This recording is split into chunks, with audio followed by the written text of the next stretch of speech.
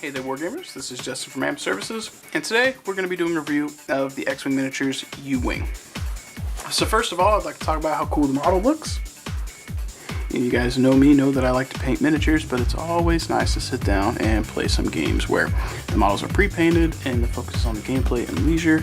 Additionally, this guy's got movable elements, as you saw. I'm kind of playing with them because it's kind of cool. The interesting part is this actually plays effect in the game. If you didn't know, if you chop these things and hit enemy ships and hit them and knock them over, they die. I'm just kidding, that's not how that works. It actually does represents having your wings closed and open, and that impacts the stats on your ship, which we will talk about shortly. But I think it's kind of cool that they actually represent something, so instead of having tokens next to your ship, you can actually just move the wings and you'll know which mode it's in. So pretty cool. So first of all, let's talk about the dial. Check this out here. You'll notice it can move pretty speedy at speed 4. For a large ship, it's actually on a large base, but kind of small. It does have a stall, which is good. It's the only red maneuver, no flip turns, plenty of green maneuvers. It can do some good hard turns, no hard turn ones, but hard 2 and hard 3.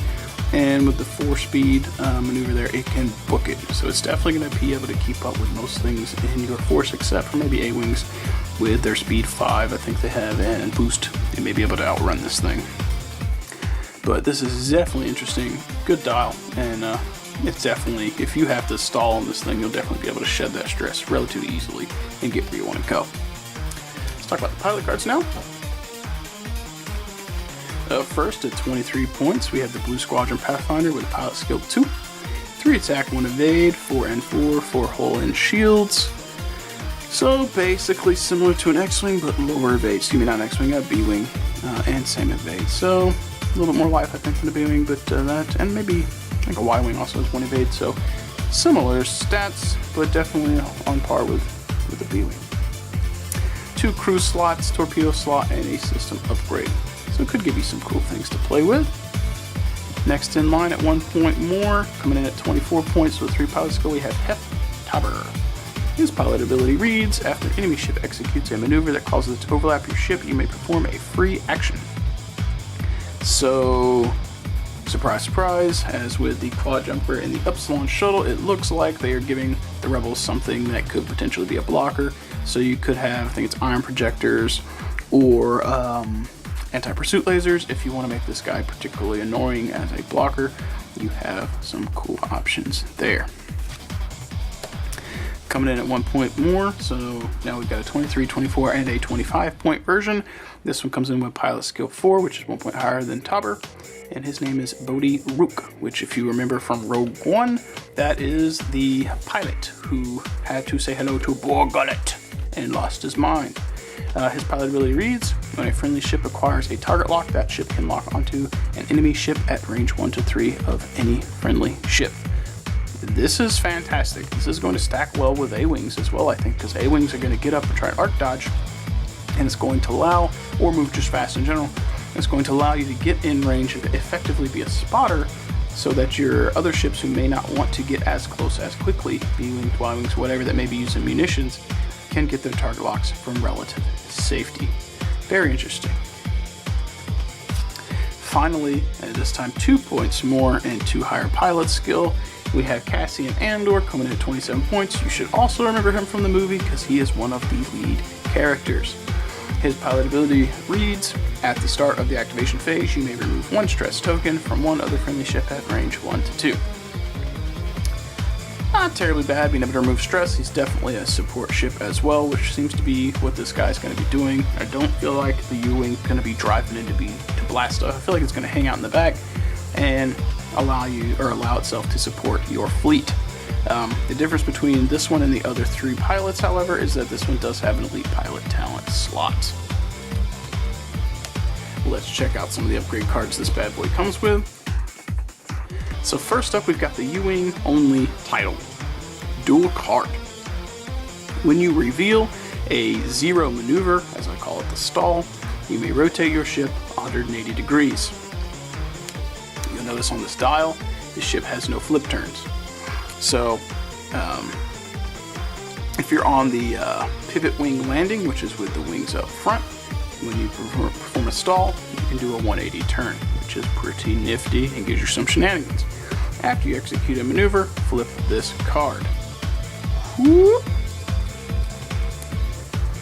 Increase your agility value by 1, so when his wings are open, his agility value becomes 2. After you execute a maneuver, you may flip this card. I will say this, after running a tournament recently where I've watched this thing in action, make sure you don't forget to flip the card if you intend to. It's up to you to do it, but if you forget to do it and halfway through the combat phase you realize, oops, I wanted that agility, it's your fault. You can't really blame the opponent if they don't let you go back. It's way far out of phase at that point. So make sure you stay on top of remembering what you want to do with your wings. You also kind of have to plan a turn or two ahead to know when you think you might have to flip turn, as to making sure that this thing is on the landing side so that you can do the flip turns when you think you're going to need to. Otherwise, if you're not on this and you're sitting on this and you didn't flip it, you're gonna have to execute a maneuver first, then you would get to flip it, at which point it's too late to get your 180 if you stalled. So keep that in mind, guys. Next up, we've got an EPT slot. Expertise comes in at 4 points. When attacking, if you are not stressed, you may change all of your focus results to hit results. That doesn't sound terrible, I suppose. It is 4 points, which seems a little bit expensive. I think this might stack well if you're running Cassian Andor and you're removing stress from a ship who has this equipped on that ship. It does seem rather expensive, so I don't think I would run this on anyone unless they were running a whole, or something that had a whole lot of attack dice. This may be interesting on a ship that can run, I think it's advanced proton torpedoes or rockets, whatever. There's a particular munition that it changes, I think, blank results to eye results, or 3 of them, something like that. That having this that would change all of those to eyeballs to hits would stack well, but now you're throwing a lot of points into one particular combo, and it's like, I don't know if it's worth it. And there's a lot of points. They give us 2 of those in here. We have seen Sensor Jammer before, but let's review it quickly. It's a system upgrade, comes in at 4 points. When defending, you may change one of the attacker's hit results to an eye result. The attacker cannot reroll that die with the changed results. So this happens before they get to do anything to it. So change one of their hits to an eyeball or a focus roll, which is going to try and fish out a focus token expenditure on their part. But keep in mind, they will not be able to spend a target lock to re-roll because this happens before they modify their dice. So keep that in mind. And we get Flèche torpedoes, which we've seen before. 2 points, 3 attack dice, range 2 to 3. Attack target lock, discard this card and spend your target lock to perform this attack. After you perform this attack, the defender receives 1 stress token if its whole value is 4 or lower. So you're trying to throw this at basically fighters, small ships, not large ships. And we're getting into the crew cards here. We have Phase Malbus, Rebel only, 3 points. After you perform an attack that does not hit, you may immediately perform a primary weapon attack against a different ship. You cannot perform another attack attack this round. This is definitely cool. I think it's going to potentially replace Gunner. I think it costs a little bit less. The catch here is it has to be another ship that you target and try and hit. But it gives you some options for what you can do and where you can go, or where you can go with your combat phase. So it's definitely interesting. I think there's some shenanigans. We'll have some cool tactics and ship build videos to do with some of these cards because there are a lot of them, and I'll have a little more time to review them and see what combos we can come up with later.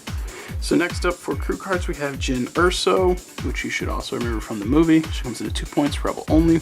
Action: choose one friendly ship at range 1 to 2. Assign 1 focus token to that ship for each enemy ship inside your firing arc at range 1 to 3. You cannot assign more than 3 tokens in this way. Super cool, I think, because whatever ship she's in is ideally going to be a support ship, and whatever ship she's assigning all that focus to is ideally a ship in the front who's probably going to get shot. Having 3 focus is going, in addition to whatever they already had on them, focus or evade that maybe already be on them, is going to allow them to try and increase their survival rate against the next 3 to 4 incoming shots. Definitely cool for 2 points, depending on what kind of synergetic build you're going for. Next up, we've got Biston. Rebel only, 2 points. When attacking at range 1 to 2, you may change one of your hit results to a crit. That's just not bad, period. I believe the B-Wing can get a crew slot, which this might go pretty well with some B-Wings. You might see this on, was it TN nub, I think, that changes or that can force a critical hit through and not, or one critical hit not be evaded. That could have some really cool applications for 2 points. Not bad, I like him, pretty cool. Coming in at 1 point here, we've got Bodhi Rook, again from the movie Bullet, or Bullet, whatever the thing was that read his mind. He is Rebel only. When you acquire target lock, you may lock onto an enemy ship at range 1 to 3 of any friendly ship. So you can put him onto a ship, and if you're not running the U-Wing with Bodhi Rook as the pilot, you can run him as a crew and allow the ship that he's in to target lock things that are 1 to 3 of a friendly ship, i.e. you make all friendlies spotters for him. Definitely pretty cool. Cassian Andor from the film as well. Comes in at 2 points, Rebel only. At the end of the planning phase, you may choose an enemy ship at range 1 to 2. Just allow that ship's bearing and speed, then look at its dial. If you are correct, you may rotate your dial to another maneuver. This is interesting, but you're really going to have to know what your opponent's ships can do and be familiar with dials. I think this is going to be really good for players who are familiar with the game and familiar with what ships can do, and people who are new or just don't have as much knowledge of the game are going to struggle to get maximum value out of Cassian. But I think for a veteran player who basically has memorized dials, this could be potentially useful. Moving on to non-unique crew card here, we've got Inspiring Recruit, comes in at 1. Once per round, when a friendly ship at range 1 to 2 removes a stress token, it may remove 1 additional stress. Not terrible if you're worried about going up against stress bots. And the final upgrade card we've got here is Stealth Device, nothing new, but we'll read it real quick anyway. Comes in at 3 points, it is a modification, increase your agility value by 1. If you are hit by an attack, discard this card. They give us 2. Definitely pretty cool. I don't think I'd run Stealth Device on the U-Wing. It's just a little bit pricey, and I'd rather keep the support ship lean and mean and everything else the fighting machine. So anyways, guys, hopefully you enjoyed this video. If you did, please take a moment to like and subscribe. I'd love to have you comment below. Let's get a discussion going. Additionally, if you did not know already, I do get paid to paint models. Check me out over at thearmedpainter.com. I don't have as many X-Wing miniature photos in my portfolio as I would like. Most of the photos are photos of miniatures I painted for myself, but I am more than capable despite the fact that I paint primarily Warhammer and War Machine figures. Additionally, in closing, I have been working on doing live streaming on Twitch, and I will be doing more hobby-related live streams, paintings, tutorials, things like that, and giveaways, in addition to generally just playing games and hanging out. So I would love to play games, hang out with you guys, talk about painting, whatever, shoot the breeze. Check me out over there. Anyways, guys, hope you enjoyed this video. As always, have a great day and happy wargaming.